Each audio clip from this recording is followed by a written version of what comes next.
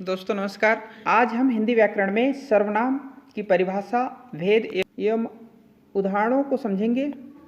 सर्वनाम व्याकरण एवं विभिन्न प्रतियोगी परीक्षाओं की दृष्टि से अत्यंत महत्वपूर्ण है, उपयोगी है। सर्वनाम किसे कहते हैं? जो शब्द संज्ञा के नामों की जगह प्रयुक्त होते हैं।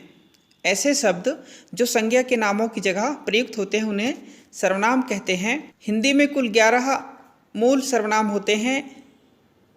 मैं, तू, यह, वह, आप, जो, वो, कौन, क्या, कोई, कुछ इत्यादि। सर्वनाम के उदाहरण देखिए। रीता ने गीता से कहा, मैं तुम्हें पुस्तक दूंगी। सीता ने गीता से कहा, मैं बाजार जाती हूँ। सोहन मोहन के साथ उसके घर गया।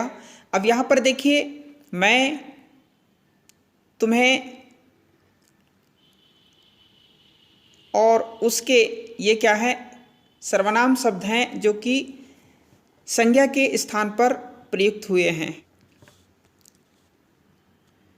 सर्वनाम के भेद प्रकार देखिए। पुरुषवाचक सर्वनाम, निजवाचक सर्वनाम, निश्चयवाचक सर्वनाम, अनिश्चयवाचक सर्वनाम, संबंधवाचक सर्वनाम और प्रश्नवाचक सर्वनाम। सर्वनाम के कुल 6 प्रकार होते हैं।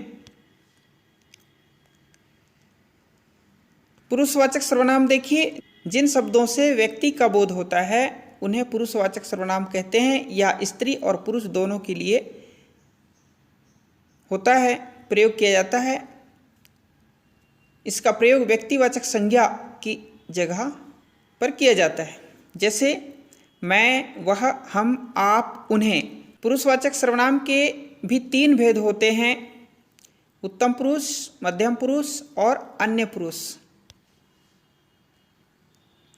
उत्तम पुरुष देखिए, जिन शब्दों का प्रयोग बोलने वाला खुद के लिए करता है उस उत्तम पुरुष सर्वनाम कहते हैं। जैसे मैं, हमारा, मुझे, मुझसे, हमारी, हमें। इनका प्रयोग जहाँ पर भी होगा, जिन वाक्यों में होगा, वे वाक्य उत्तम पुरुष सर्वनाम के अंतर्गत होंगे। मध्यम पुरुष जिन शब्दों का प्रयोग बोलने वाला यानी वक्ता, सुनने वाला यानी श्रोता के लिए किया जाता है तो उसे मध्यम पुरुषवाचक सर्वनाम कहते हैं। जैसे तुम, तुम्हारा, आप, आपको, तुम्हें, आपका, आप लोग, तुमने इत्यादि। इसी प्रकार अन्य पुरुष जिन शब्दों का प्रयोग बोलने वाला, सुनने वाले के अलावा जिसके लिए करता है उसे अन्य पुरुष कहते हैं। मतलब जो सुनने वाला है उसके अलावा किसी तीसरे पर्सन के लिए करता हो तो उसे हम अन्य पुरुष कहते हैं। ठीक है, जैसे वह, वे, ये, इसने, वो, उन्हें और उसे। अगला देखिए निजवाचक सर्वनाम। जिन सर्वनामों का प्रयोग कर्ता के साथ, कर्ता अर्थात कार्य करने वाला, अपनेपन का बोध करने के लिए किया जाता है उसे निजवाचक सर्वनाम कहते हैं। जहाँ पर वक्ता अपने या अपने आप शब्द का प्रयोग करता है वहाँ पर निजवाचक सर्वनाम होता है। जैसे हमें, तुम, अपने, आप, निजी और स्वयं। निजवाचक सर्वनाम का प्रयोग अर्थों में देखिए। आप का प्रयोग दूसरे व्यक्तियों के निराकरण के लिए किया जाता है। जैसे उन्होंने मुझे रहने के लिए कहा था और आप चलते बने। आप का प्रयोग संज्ञा या सर्वनाम के निश्चय के लिए किया जाता है। जैसे मैं और आप वहीं से आए हैं। आप का प्रयोग सर्वसाधारण के अर्थ के लिए भी किया जाता है। जैसे अपने से बड़ों का आदर करना उचित होता है। तीसरा देखिए निश्चयवाचक सर्वनाम।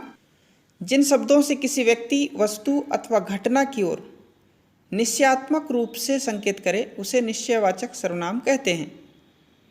इसमें यह, वह, वे, ये आदि निश्चय रूप से बोध कराते हैं। जैसे यह मेरी पुस्तक है तो यह शब्द जो है निश्चयवाचक सर्वनाम है।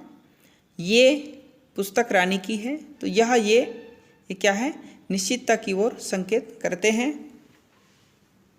तो निश्चयवाचक सर्वनाम के उदाहरण होंगे।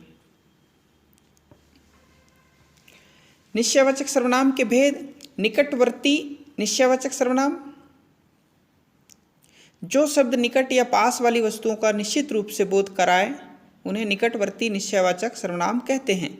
जैसे ये मुझे बहुत पसंद है, यानी कि ये पास में है ये वस्तु। दूरवर्ती निश्चयवाचक सर्वनाम, जो शब्द दूर वाली वस्तुओं की ओर निश्चित रूप से संकेत करती हैं उन्हें दूरवर्ती निश्चयवाचक सर्वनाम कहते हैं। जैसे वे सेब हैं, मतलब वे कहाँ पर हैं, दूर हैं।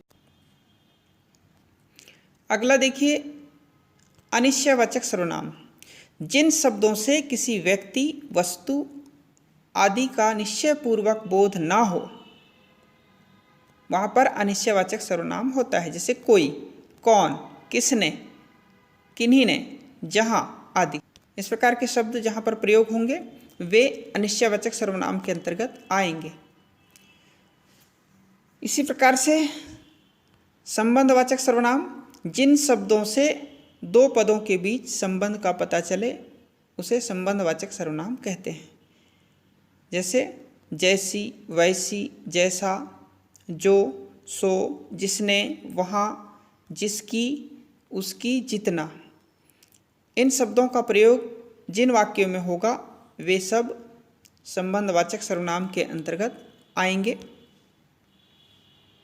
इसी प्रकार से प्रश्नवाचक सर्वनाम, जिन सर्वनाम शब्दों को प्रश्न पूछने के लिए प्रयोग किया जाता है उसे प्रश्नवाचक सर्वनाम कहते हैं। जैसे क्या, कौन, किसने, किसको, किस लिए।